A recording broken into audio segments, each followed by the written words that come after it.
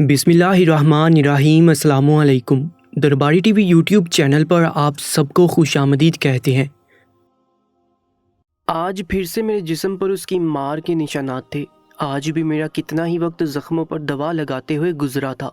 मैं उस जैसे जंगली शख्स के साथ मज़ीद नहीं रहना चाहती थी, मगर मजबूरी ये थी कि मैंने उसके साथ 3 महीने का कॉन्ट्रैक्ट किया हुआ था और मैं उसके साथ 2 महीने मार खा खा कर गुजार चुकी थी। मेरा कॉन्ट्रैक्ट ख़त्म होने में 1 महीना भी बाकी था। अगर मैं पुलिस की मदद लेती या उसे खुला लेती तो मेरी उसे जान छूट सकती थी, मगर इस सूरत में मेरे हाथ से वो पैसे चले जाते जो मैंने उसके साथ 3 महीने गुजारने के बाद लेने थे, क्योंकि कॉन्ट्रैक्ट में साफ साफ लिखा था कि अगर मैं उसके साथ 3 महीने गुजारूंगी तो ही वो मुझे ये रकम अदा कर सकता है। शाम को जब वो घर आया तो आज फिर उसने छोटी सी बात पर मुझे रुई की तरह धंग कर रख दिया था और अब मेरी बर्दाश्त भी ख़त्म हो गई थी। मैं सोच रही थी कि उसकी अपनी बीवी उसको कैसे बर्दाश्त करती होगी। मैंने थाने में जाकर उसके दिए हुए तमाम ज़ख्म दिखाए थे। उसको पुलिस ने पकड़ लिया था। यूँ मेरी उससे जान भी छूट गई और मैंने उससे अपना बदला भी ले लिया। अब मैं दोबारा से अपने फ्लैट में आ गई। उससे इंतकाम लेने के बाद भी मेरा गुस्सा ख़त्म नहीं हुआ था, क्योंकि उसने मेरे साथ जानवरों जैसा सलूक किया था और मैं इस बात पर ख़ुद को कोस रही थी कि महज 20,000 की रकम के लिए मैं इतनी अजियत सहती रही थी। मेरे पास जो जमा पूंजी थी ख़त्म हो रही थी। पिछले 2 महीने से मैंने काम छोड़ा हुआ था और उसने भी मुझे पैसे नहीं दिए थे। मैं जो कुछ भी कमाती थी अपने घर वालों को भेज दिया करती थी। छोटे बहन भाइयों की और माँ की जिम्मेदारी मुझ पर ही थी। उनके खाने पीने का खर्चा उठाने के साथ साथ पढ़ाई का खर्चा और एक चीज़ में खुद ही करती थी। मेरे पास जो पैसे मौजूद थे उनसे मेरा अपना तो गुजारा हो सकता था, मगर घर में भेजने के लिए रकम का बंदोबस्त मैं कहाँ से करती। तभी मैंने सोच लिया कि जब तक मुझे कोई अच्छी जॉब और यहाँ कोई मोटी असामी नहीं मिल जाती, मुझे कहीं भी छोटी मोटी जॉब कर लेनी चाहिए। मैं एक होटल में वेट्रेस की जॉब के लिए जब आई तो उन लोगों ने इंटरव्यू करने के बाद मुझे जॉब के लिए रख लिया था और मैं यहाँ पार्ट टाइम भी काम कर रही थी। दिन रात मेरा जहन इसी में उलझता रहता था कि मैं ज़्यादा पैसे कैसे कमा सकती हूँ। मेरे चेहरे पर अभी तक मेरे साबिका शौहर के दिए गए मार के निशानात थे। जो जख्म थे वो तो खैर बढ़ गए थे, मगर उनके निशानात मुझे बहुत कुछ याद दिलाते थे। तभी मैंने सोचा कि अब मैं देखभाल कर निकाह करूंगी। पिछले कुछ दिनों से होटल में एक आदमी आ रहा था। वो आदमी दिखने में बहुत ही ज़्यादा वजीह था। उसकी पर्सनैलिटी बहुत ही ज़्यादा मुतासिर कुन थी। मैंने उसको देखा तो देखती रह गई। मैं बार बार उसके टेबल के गिर्द चक्कर लगा रही थी और कितनी ही बार मैंने उससे उसकी ज़रूरत के मुतालिक सवाल कर लिया था, जबकि वो अपना ऑर्डर दे चुका था और अब खाना खा रहा था। मगर मैं चाह रही थी कि किसी तरह से वो मुझ पर अपनी तवज्जो दे। जबकि मैं चौथी बार उसके पास गई तो उसने अब की बार मुझे गौर से एक नज़र सर से लेकर पाँव तक गौर से देखा और फिर वो मुस्कुरा दिया। उसने मुझे अपना एक कार्ड दिया, कहने लगा कि फ्री होकर मुझे इस पे कॉल करना। ये देखकर तो मेरी खुशी का कोई ठिकाना नहीं था। मैंने जल्दी से वो कार्ड ले लिया था और मेरी खुशी छुपाई नहीं छुप रही थी, क्योंकि मैं पहली बार किसी शख्स से मुतासिर हुई थी और पहली बार मेरा किसी से ताल्लुक़ बनाने को दिल कर रहा था।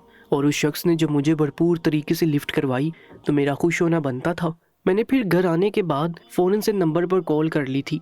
वो भी जैसे मेरी ही कॉल का मुंतज़िर था। उसने भी फ़ौरन से कॉल उठा ली और फिर इधर उधर की बातों के बाद वो भी मतलब की बात पर आ गया। वो मुझसे मेरी मसरूफियत के बारे में पूछने लगा कि आपकी ज़िंदगी में कोई मर्द तो है। मैंने अपनी ये बात उससे पोशीदा कर ली थी कि मैं कई लोगों के साथ निकाह मुता कर चुकी हूँ, क्योंकि मैं उसकी नज़र में अपना इंप्रेशन ख़राब नहीं करना चाहती थी। फिर इधर उधर की बातें करने के बाद उसने फ़ोन बंद कर दिया और मैं हर रात को उसके नंबर पर कॉल करती और उसके साथ काफ़ी देर तक बातें करती रहती थी। इससे बात करके उसकी आवाज़ सुनकर मुझे बहुत खुशी होती थी। और उस दिन मेरी खुशी का कोई ठिकाना नहीं था जब उसने मुझे कहा कि वो मेरे साथ शादी करना चाहता है। मैं खुशी से फूले नहीं समा रही थी। वो मुझे कहने लगा कि कल मेरे ऑफिस में आ जाओ, मैं तुम्हारे साथ बाकी के मामलात डिस्कस कर लेता हूँ। उसकी बात सुनकर एक पल को मैं चौंक गई कि कौन से मामलात। मगर फिर मैंने सोचा कि हो सकता है कि उसने शादी करने के हवाले से और अपनी बीवी के हवाले से कुछ असूल बनाए हो और मुझे वो इस बारे में बताना चाहता हो। मैंने उसके साथ मिलने की हामी भर ली और अगले दिन मैंने अपने काम से छुट्टी कर ली थी। मैंने अपना बेहतरीन सूट पहना, अच्छा सा तैयार हुई और फिर उसके बताए हुए पते पर पहुंच गई। उसने मुझे एक रेस्टोरेंट में बुलाया था। उस रेस्टोरेंट का माहौल बहुत ही ख्वाबनाक था और मैं भी उस ख्वाबनाक माहौल में ख्यालों की दुनिया में खोई हुई थी। जब उसने मुझे चुटकी बजाकर अपनी तरफ मुतवज्जो किया था, मैं उसको यकटक देखने लगी थी। वो आज पिछली मुलाकात से ज़्यादा हैंडसम लग रहा था। आज उसने ब्लैक कलर का सूट पहन रखा था जिसमें وہ بہت ہینڈسم لگ رہا تھا۔ میری محویت دیکھ کر وہ مسکرا دیا، کہنے لگا کہ جلدی سے بتاؤ کہ تم نے کیا کھانا ہے، پھر تمہارے ساتھ معاملہ طے کر کے مجھے واپس بھی جانا ہے، ایک بہت ضروری کام ہے اور وہاں ٹائم پر پہنچنا لازمی ہے۔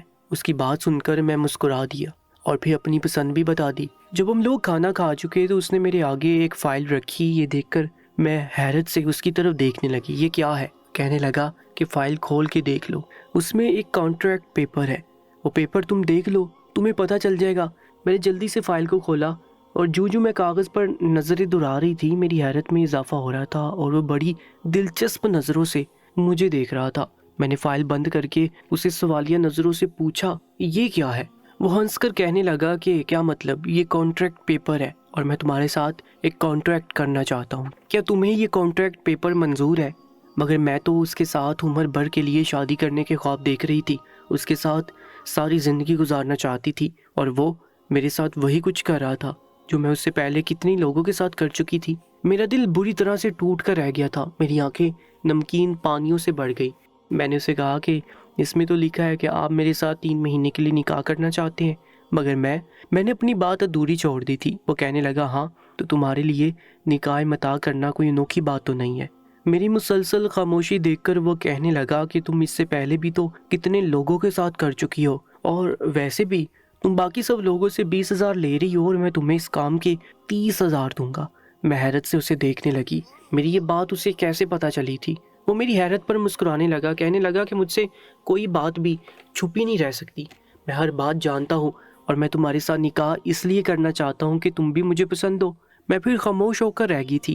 اس کے ساتھ مختصر وقت ہی صحیح، مگر میں اس کے ساتھ یہ وقت گزارنا چاہتی تھی۔ نہ جانے کیوں اس کے لیے میں دل کے ہاتھوں مجبور ہو گئی تھی۔ مجھے پیسوں کی بھی ضرورت تھی اور وہ مجھے پسند بھی تھا، اس لیے میں نے اس کی بات مان لی۔ اس نے پھر مجھے اگلے دن میرے سامنے نکاح کرنے کی تجویز رکھ دی، جسے میں نے قبول کر لیا تھا۔ اس کا گھر تھا یا خوابوں کا محل تھا، میں ہر چیز کو حسرت اور حیرت کی نگاہ سے دیکھ رہی تھی۔ وہ بھی میرے جذبات سمجھ گیا تھا، جو بھی مجھے کہنے لگا کہ جب تک تم اس گھر میں ہو اس کو اپنا گھر سمجھ کے رہو۔ یہ بات سن کر مجھے اپنے دل میں کچھ چبھتا ہوا محسوس ہوا تھا۔ ویسے میرے دل میں کس نے خنجر گھوم دیا تھا؟ کتنی آسانی سے اس نے مجھے میری اوقات یاد دلا دی تھی۔ مجھے یہاں پر رہتے ہوئے 3 مہینے ہونے والے تھے، کانٹریکٹ مکمل ہونے میں 3 دن باقی تھے۔ میں انگلیوں پہ یہ دن گن کر گزار رہی تھی، تبھی وہ میرے پاس آیا اور میرے چہرے کے تاثرات دیکھ کر وہ میری دل کی کیفیت کو سمجھ گیا اور کہنے لگا کہ تم یہ دن گن رہی ہوگی، کب تم میری زندگی سے نکلو گی۔ میں نے اسے زخمی نظروں سے دیکھا مگر کہا کچھ نہیں۔ وہ مسکرا دیا اور کہنے لگا کہ اگر تم یہ چاہتی ہو کہ تم ساری عمر میری زندگی میں شامل ہو تو تمہیں میرا ایک کام کرنا ہوگا۔ اب کی بار میں چونک کر اسے دیکھنے لگی تھی۔ کیسا کام؟ وہ کہنے لگا کہ تم جانتی ہو کہ میرے بہت سارے کاروبار ہیں، جن میں میری ایک زیتون کا آئل بنانے والی فیکٹری ہے، اس کی سپلائی دوسرے ممالک میں بھی کی جاتی ہے۔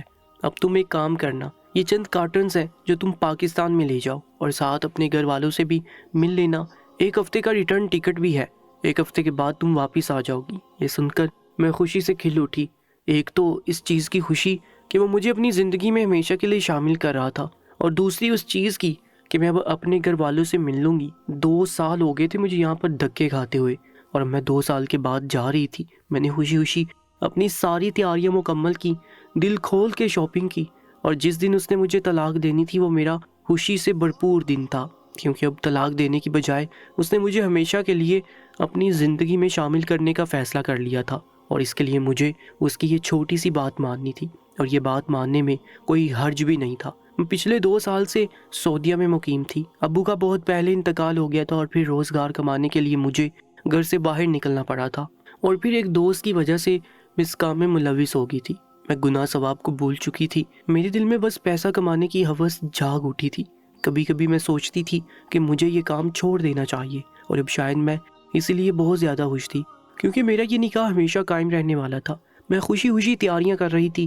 آج میں شاپنگ کے لیے مال میں آئی ہوئی تھی، جب بھی مجھے احساس ہوا کہ کوئی ہے جو مسلسل مجھ پر نظر رکھے ہوئے ہے، جو مجھے دیکھ رہا ہے۔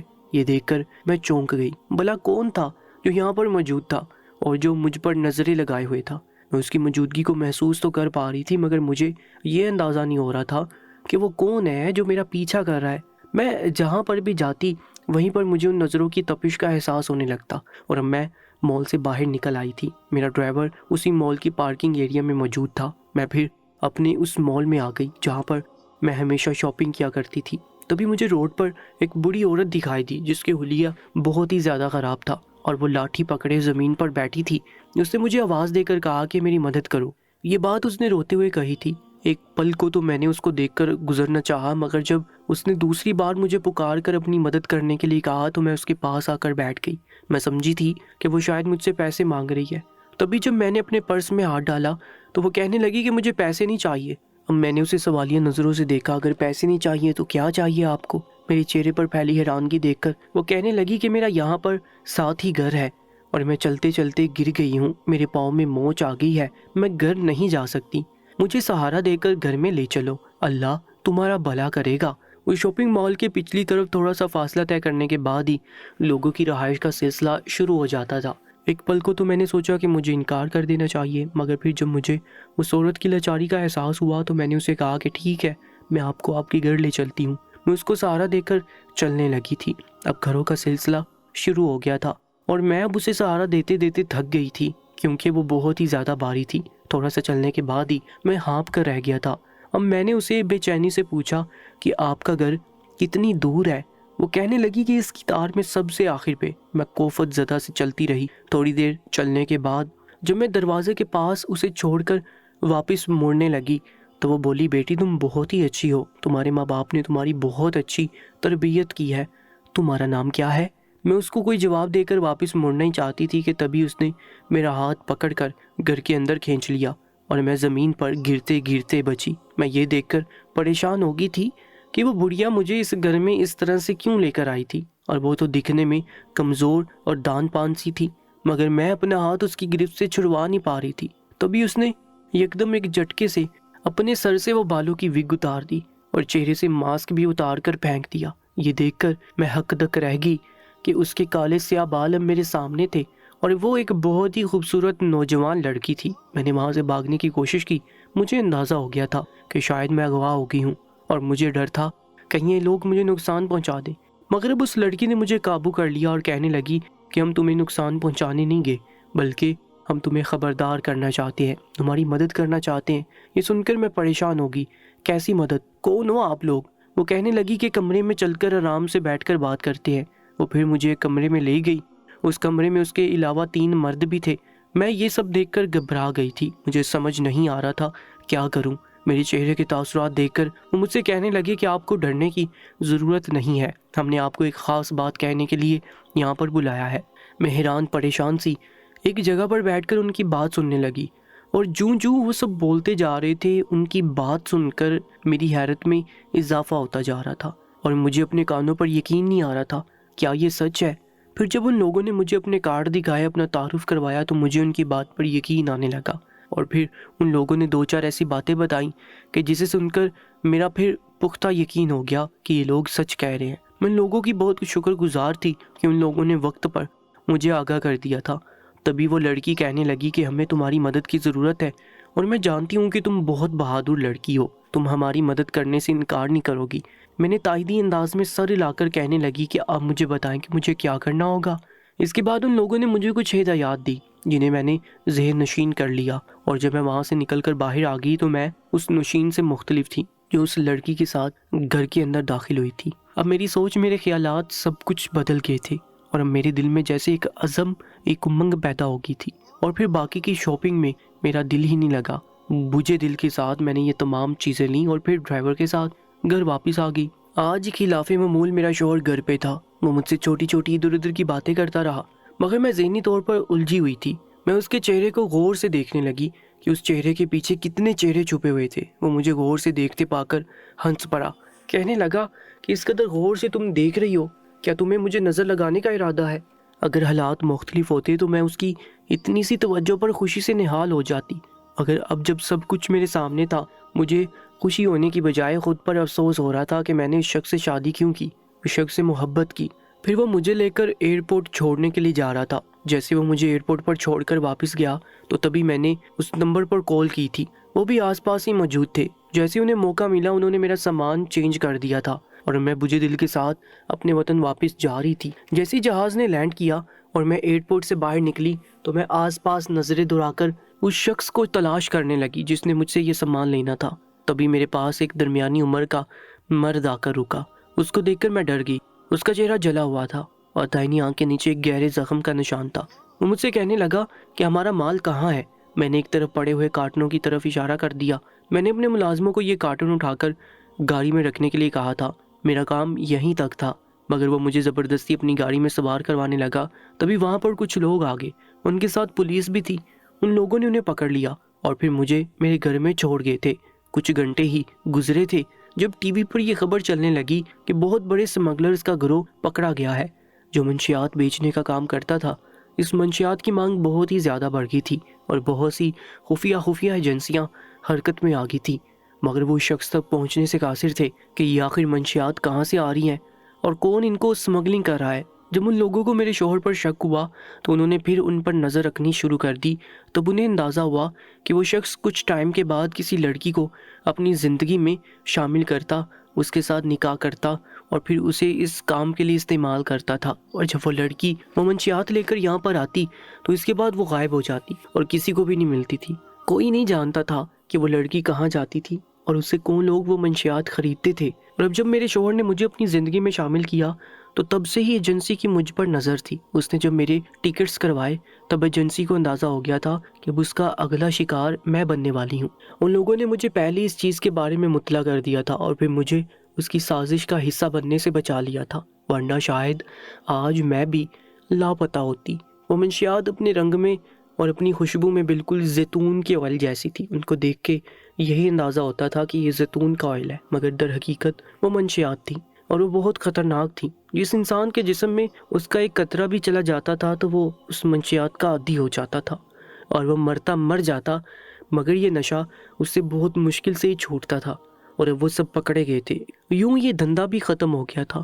میرا اب دوبارہ واپس جانے کا کوئی ارادہ نہ تھا۔ میں نے یہیں پر جاب کر لی تھی اور اپنے گھر والوں کے لیے جینے لگی تھی۔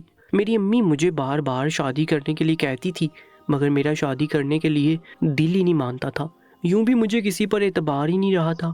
سارا دن آفس میں جاب کرتی اور گھر آ کر امی کی خدمت کرتی، اور اب امی جب مجھے شادی کے لیے کہتی تو میں افسردگی سے مسکرا دیتی اور کہتی کہ جو میرا شادی کا موڈ ہوا تو میں آپ کو بتا دوں گی۔ اب میرا ایسا کوئی ارادہ نہیں ہے اور آپ مجھے شادی کے لیے زور بھی مت دیا کریں۔ مگر امی کسی صورت بھی یہ بات ماننے پر تیار نہیں تھی اور ہر دن کے بعد وہ یہ ذکر چھیڑ دیا کرتی تھی، اور پھر انہوں نے میرا لاکھ انکار کرنے کے باوجود بھی ایک جگہ پر میرا رشتہ طے کر دیا تھا۔ رشتہ طے ہونے کے بعد میں بہت گھبرائی ہوئی تھی۔ میں اپنی ماں کو انکار بھی نہیں کر سکتی تھی کیونکہ میری ماں بہت ہی تکلیف اور اذیت سے گزری تھی۔ انہی کی خاطر میں اتنی آزمائشوں سے گزر رہی تھی۔ ان لوگوں کا پیٹ پالنے کے لیے ہی میں نے بار بار اپنی ذات کو اتنا گرا دیا تھا، حقیر بنا دیا تھا۔ میری ماں کو تو شاید معلوم بھی نہیں تھا کہ میں اب تک کتنے نکاح کر چکی ہوں۔ یہ باتیں دوسرے زمانے سے چھپ سکتی ہیں لیکن شوہر سے نہیں چھپ سکتی۔ میرا رشتہ طے ہو گیا اور وہ بہت ہی شریف انسان تھا اور اس کے سب گھر والے بہت اچھے تھے، اور میرے دل میں عجیب سی خلش تھی۔ نکاح سے پہلے 2-3 بار میں اپنے منگیتر سے ملی تھی، اور جتنی بار میں اس سے ملی میں اس کی گرویدہ ہوتی چلی گئی کہ دنیا میں اتنے اچھے انسان بھی ہوتے ہیں۔ مختصر یہ کہ مجھے اس سے محبت ہو گئی اور میں واقعی اس کے ساتھ زندگی گزارنا چاہتی تھی، اور اب ایک پرسکون زندگی کی خواہش تھی۔ لیکن یہ پرسکون زندگی تب تک ہی پرسکون رہتی جب تک کہ میرے ماضی کے متعلق میرے ہونے والے شوہر کو معلوم نہ ہوتا۔ یہ بھی ہو سکتا تھا کہ کچھ سال پرسکون گزارنے کے بعد اچانک میرا ماضی کے بارے میں اس شخص کو علم ہو جاتا اور میری شادی ختم ہو جاتی۔ تو میں نے سوچا کہ اس سے بہتر ہے کہ میں خود ہی اس کو ساری حقیقت بتا دوں۔ اس کے بعد یہ اس شخص پر منحصر تھا کہ وہ مجھے اپناتا ہے کہ نہیں۔ کل ہماری شادی تھی اور مجھ سے رات تک نہیں گزاری جا رہی تھی۔ میں سونے کی کوشش کر رہی تھی لیکن مجھے نیند نہیں آ رہی تھی۔ میں پہلو بدل بدل کر تھک چکی تھی۔ بالآخر میں نے ہمت کی اور سوچا کہ ساری حقیقت اپنے ہونے والے شوہر کو بتا دوں۔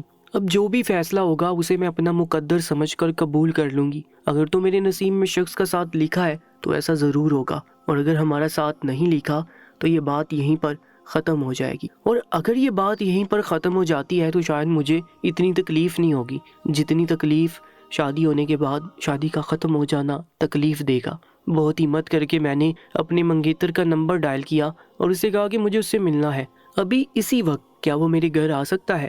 اس نے کہا کہ وقت دیکھو، رات کے 12:30 بج رہے ہیں اور صبح ہماری شادی ہے۔ اس وقت تمہیں کیا بات کرنی ہے؟ میں نے کہا کہ مجھے بہت ضروری بات کرنی ہے اور میرا بات کرنا بہت ضروری ہے، مجھے اپنے بارے میں ایک حقیقت بتانی ہے۔ میری بات سن کر وہ پریشان ہو گیا۔ اس نے کہا کہ ٹھیک ہے، وہ میرے گھر آ رہا ہے۔ میں نے اسے کہا کہ گھر والوں سے نظریں بچا کر آئے اور کسی کو پتہ نہ چلے ہماری اس ملاقات کا۔ اسے 15 منٹ لگے تھے میرے گھر آنے میں۔ میں برآمدے میں ٹہل رہی تھی، دروازے پر ہلکی سی دستک ہوئی تو میں نے دروازہ کھولا۔ مجھے پریشان دیکھ کر اس نے کہا کہ کیا ہو گیا ہے، اتنی رات کو تم نے کیوں بلایا ہے؟ میں نے اسے کہا کہ مجھے اپنے بارے میں حقیقت بتانی ہے اور اس کے بعد فیصلہ آپ کا ہوگا۔ میری بات سن کر اسے شاید تھوڑا بہت اندازہ ہو گیا تھا۔ میں نے مختصر کر کے جلدی میں اپنے ماضی کے بارے میں سب کچھ اسے بتا دیا اور اپنا سر جھکا دیا اور میں پھوٹ پھوٹ کر رونے لگی۔ میری بات سن کر وہ تھوڑی دیر تو خاموش رہا، جیسے کہ اسے فیصلہ کرنے میں مشکل پیش آ رہی ہو، اور میں اچھی طرح جانتی تھی کہ اس کا فیصلہ کیا ہوگا، لیکن اس کے اگلے الفاظ سن کر تو میں حیرت میں مبتلا ہو گئی جب اس نے مجھ سے کہا کہ وہ مجھ سے شادی کرنا چاہتا ہے اور اسے اس بات پر کوئی اعتراض نہیں ہے اور اسے میرے ماضی پر بھی کوئی اعتراض نہیں ہے۔ میں نے حیرت سے اس کی طرف دیکھا۔ میں نے کہا تم کیسے مرد ہو؟ تم کیسے ایک ایسی لڑکی کے ساتھ شادی کر سکتے ہو جو تم سے پہلے نہ جانے کتنے مردوں کے ساتھ نکاح کر چکی ہے؟ میری بات سن کر اس نے کہا کہ میرا ماضی بھی گناہوں سے بھرا پڑا تھا، میں نے بہت گناہ کیے تھے۔ اچانک یہ اللہ نے مجھے ہدایت دے دی اور میری توبہ قبول کر لی۔ تب سے میں نے اللہ سے دعا کی کہ یا اللہ مجھے ایسی لڑکی دے کہ جس سے شادی کر کے میں اپنے لیے جنت کا سامان کر سکوں، اور پھر میرا رشتہ تم سے طے ہو گیا۔ تو میں پریشان تھا کہ تم ایک عام سی لڑکی ہو، تم میں ایسی کوئی خاص بات نہیں ہے۔ لاشعوری طور پر مجھے ایسی لڑکی کی تلاش تھی جس سے ماضی میں بہت بڑے گناہ ہو چکے ہوں اور پھر اس نے توبہ کی ہو اور اس کی توبہ قبول ہوئی ہو اور وہ سیدھے راستے پر چلنا چاہتی ہو۔ میری یہی خواہش تھی کہ جیسا میں خود ہوں مجھے ویسی لڑکی ملے، اور آج مجھے اندازہ ہو گیا کہ تم بالکل میرے جیسی ہو۔ جو میں گناہگار ہونے کے باوجود اللہ مجھے معاف کر سکتا ہے، مجھے سیدھے راستے پر چلا سکتا ہے، تو تمہیں بھی چلا سکتا ہے۔ میں چاہتا ہوں کہ میرے ماضی کے گناہوں کی طرف اللہ نگاہ نہ ڈالے اور درگزر فرما دے، اس لیے میں تمہارے ماضی کے گناہوں کی طرف نگاہ نہیں ڈالتا ہوں اور تمہارے گناہوں کو درگزر فرما کر تم سے ایک عزت بڑی زندگی کا وعدہ کرتا ہوں، تاکہ قیامت کے روز اللہ تعالیٰ مجھے بھی عزت عطا کرے۔ شاید تم ہی میرے جنت میں جانے کا سبب بن جاؤ، تمہارے ساتھ کی گئی نیکی مجھے جنت میں لے کر جائے۔ بات سن کر تو میں وہیں پر سجدہ ریز ہوگی، اللہ کا شکر ادا کیا۔ اس نے کہا کہ میں تمہاری ماضی کا ویسے ہی پردہ رکھوں گا جیسے اللہ نے میرے گناہوں کا پردہ رکھ لیا ہے۔ مزید ویڈیو اپڈیٹس کے لیے ہمارے YouTube چینل کو سبسکرائب کر لیجیے گا۔ اپنا بہت زیادہ خیال رکھا کریں۔ انشاءاللہ ملاقات ہوگی ایک نئی کہانی کے ساتھ، تب تک کے لیے اللہ نگہبان۔